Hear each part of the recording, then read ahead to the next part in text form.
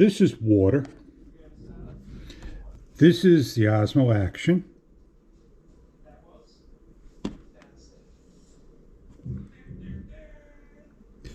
I'm going to dry my camera off, put the water to the side.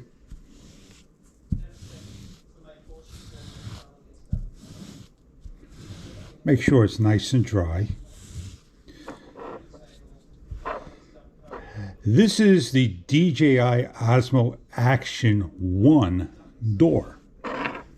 Let's open it up. Water's going to be on the sides. Water's not going to be in the port.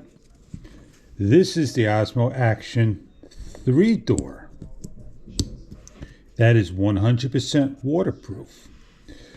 The difference between the two doors, this is narrower.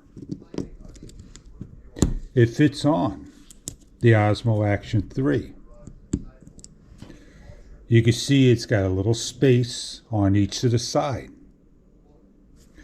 Don't make the mistake of putting an Osmo Action 1 door on.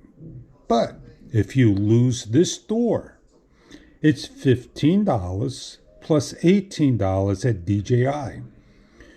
And they want you to pay the $18 shipping when you could get a DJI Osmo Action 1 door just to cover the port if you need to protect it against simple drizzles and so forth. I wouldn't trust it 100% underwater, but there was the water. There was the dunking test of opening this up, placing the camera in the water, and working 100%. I don't need to dunk it 100% in water. It's dunked in water just enough to show you that it stays dry. The only areas that don't get dry are the areas around the sail. As I open it up, everything is nice and dry. Maybe a little water on air, but there you go.